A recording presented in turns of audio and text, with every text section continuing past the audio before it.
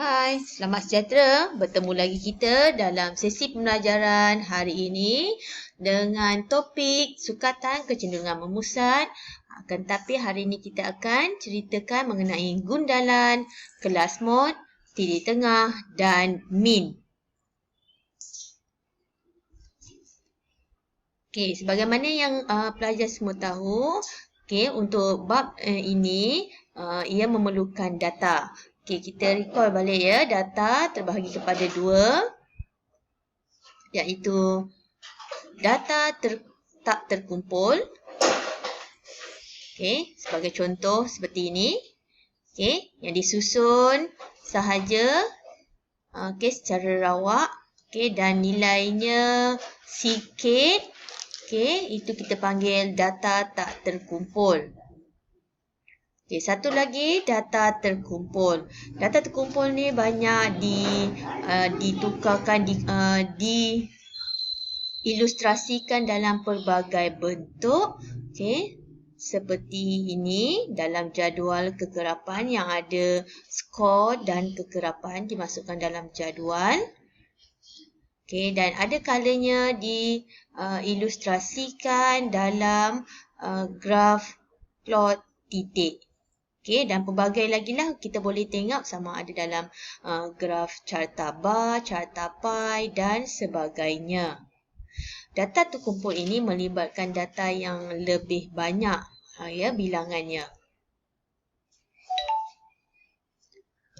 Okey, sekarang kita akan pergi ke kalau data macam ni, okey, ni cikgu tekan ni. Okey, yang data yang banyak macam ni yang dimasukkan dalam satu kawasan ini, satu kotak ini. Okey, ini kita kategorikan sebagai data apa ya? Okey, kita tengok balik semula tadi. Data terbahagi kepada dua, data tak terkumpul. Cikgu dah tunjukkan di sini. Dan data tak terkumpul. Okey, dua contoh tadi.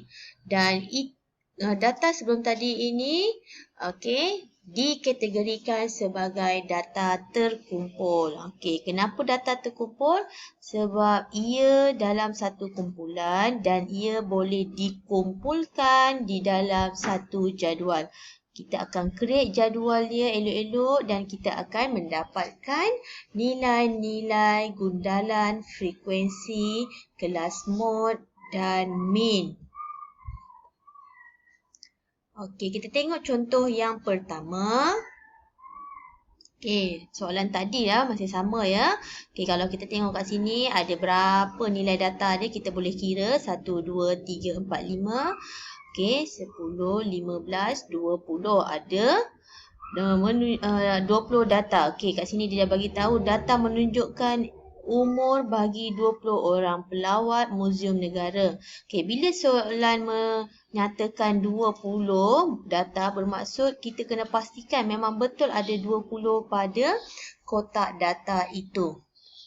Okey, yang ini yang cikgu katakan sebagai jadual. Okey, dalam jadual ni kebiasaannya soalan dah berikan jadual ni, tinggal kita isi sahaja. Okey, untuk kat sini kita kolom pertama ini okey telah dikategorikan untuk umur. Okey, dan dia dah beri dah dia punya kelas-kelas umurnya. Seperti yang pertama ini 6 hingga 10, 11 hingga 15, 16 hingga 20, 21 hingga 25, 26 hingga 30, 31 hingga 35. Okey. Dan hari ini cikgu nak tunjukkan bagaimana untuk mendapatkan gundalan. Okey, so langkah pertama kita kira gundalan lah. Okey, sebagai pada pelajar yang tak tahu macam apa itu gundalan, okey kita tengok macam mana cikgu dapatkan gundalan. Okey, kita tengok baris yang pertama 6 hingga 10.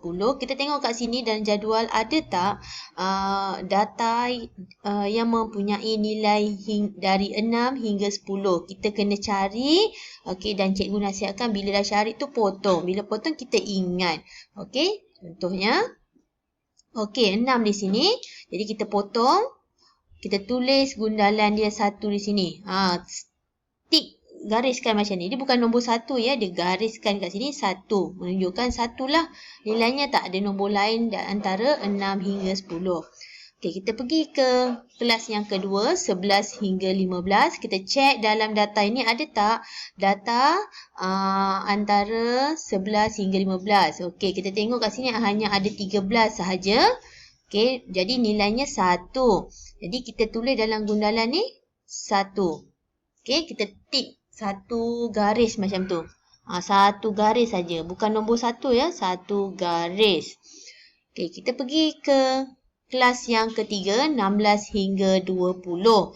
Kita cek dalam data ini, ada tak sebarang data di antara 16 hingga 20. 16 termasuk 16, 17, 18, 19, 20. Kita cek ya.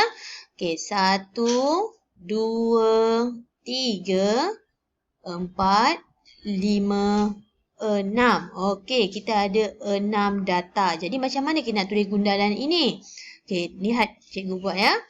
1, 2, 3, 4, 5. Okey, dan 6. Okey, tengok di sini ya.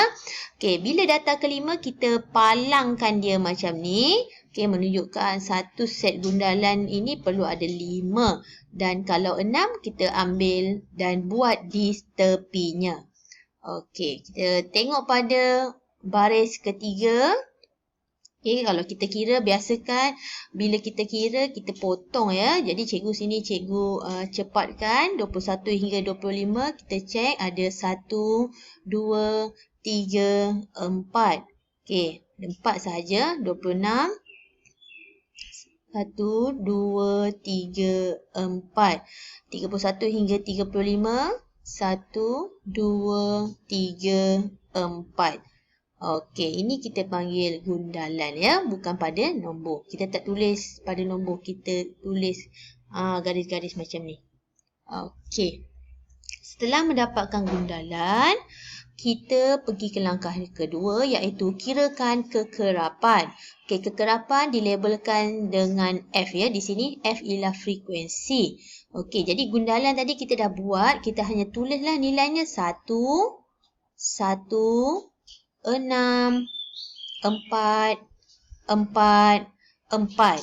Okey, ini kekerapan kita. Dan untuk semak sama ada kita mengira betul atau tidak, kita tambahkan semua kekerapan ini. Okey, kita tambahkan semua kekerapan ini. Pastikan menghasilkan 20 sebagaimana data awal tadi yang menyatakan 20. Okey, jadi bila dah buat macam ni, kita boleh terus menjawab soalan yang diberikan lah, iaitu mendapatkan kelas mod. Okey, mod dan kelas mod adalah berbeza. Okey, kelas mod perlu lihat pada ni kolom yang pertama ni, kelas-kelas data. Kelas-kelas data yang diberi. Jadi bila kita tahu mod itu frekuensi, kita tengoklah frekuensi mana yang tertinggi. Okey, frekuensi tertinggi adalah 6. Jadi kelas modnya ialah 16 hingga 20. Hanya tulis macam tu saja, 16 hingga 20.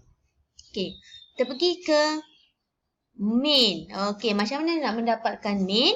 Okey, kita menggunakan formula sigma fx bahagi sigma f. Okey, ini telah dikenal pasti dan diberitahu pada video sebelum ini. Okey, akan tetapi kat sini x ini adalah berbeza sikit. X ini merupakan titik tengah kelas mod. Okey, kita tengok apa perlu kita buat. Okey, kamu perlu menambah 2 lagi kolom. Okey, perlu menambah 2 lagi kolom. Yang mana kolom pertama perlu tulis titik tengah. Titik tengah tu X. Nanti cikgu tu akan tunjukkan macam mana nak dapatkan X. Dan kolom yang seterusnya ialah Fx, iaitu hasil darab, kekerapan dan titik tengah. Okey, nak dapatkan titik tengah macam mana? Kita tengok yang pertama. 6 tambah 10 per 2. Okey, mana dapat 6, mana dapat 10? Okey, di sini 6. Tambah 10 di sini. Okey, tambahkan, bahagikan 2. Okey, dengan menggunakan kalkulator kamu akan dapat 8. Okey, yang kedua, 11 tambah 15 per 2 dapat 13. 16 tambah 20 bahagi 2 dapat 18. 21 tambah 5 per 2 dapat 23. 26 tambah 30 per 2 dapat 28. Okey, dan yang last ni agak-agak apa? Okey, 31 tambah 35 per 2 dapat 33. Okey, jadi cikgu harap kamu jelas cara untuk mendapatkan titik tengah di sini ya. Okey, dan bila kita dah dapat titik tengah ini X iaitu 8, 13, 18, 23, 28, 33 ni, kita boleh darabkan dengan kekerapan di sini. Okey, kita tengok macam mana nak darabkan. Okey, 1 ni datang daripada sini. Letakkan dalam kurungan 8. 8 ni kita dapat daripada X dan nilainya ialah 8. Begitu juga yang seterusnya 1 darab 13, 6 darab 18, 108. 4 darab 23, 92. 4 darab 28 sama dengan 112. Dan 4 darab 33 sama dengan 132. Okey, ada tambahan sikit kat sini. Okey, last untuk kolom fx ini, kamu perlu dapatkan sigma fx. Okey, sigma ini ialah jumlah ya. Sigma fx. Jadi, apa yang dikatakan sigma fx ni? Kamu tambahkanlah guna kalkulator 8 tambah 13 tambah 108 tambah 92 tambah 112 tambah 132 dan kita akan dapat jawapan 465. Okey, jawapan ini 465 ni kita boleh gunakan di sini. Okey, 465 perkan dengan frekuensi. Frekuensi tadi kita dah dapat iaitu 20. Jadi menggunakan kalkulator kita akan dapat 23.25. Okey, jadi cikgu harap kamu boleh faham cara mendapatkan gundalan, kekerapan, titik tengah dan fx. Okey, untuk data seperti ini kamu perlu membina jadual seperti inilah. Okey, jadual seperti ini. Okey, kita akan come out dengan 3 soalan. Cikgu akan bagi 3 soalan yang perlu kamu buat seperti ini. Okey. Soalan pertama. Okey, diberi seperti ini. Okey, kamu perlu salin dan cuba menjawab. Okey, mesti dapatkan gundalan, kekerapan, kelas mode dan min. Okey, so kalau soalan bagi macam ni, kita kena tambah lagi 2 kolom. Kolom untuk fx dan x. Okey, begitu juga untuk soalan kedua. Dan juga soalan ketiga. Okey, kalau soalan 3 ni dia dah siapkan semua kolom. Jadi kita salin, tinggal salin dan cuba jawab. Okey, itu sahaja. Jadi terima kasih kerana mendengar, terima kasih kerana menonton. Jika tak faham, boleh tinggalkan sebarang komen di komen video ini dan insyaAllah cikgu akan cuba menjawabnya. Okey, dan jika masih lagi kurang faham, boleh replay dan terus replay. Okey, terima kasih kerana menonton. Jangan lupa like dan subscribe. Terima kasih.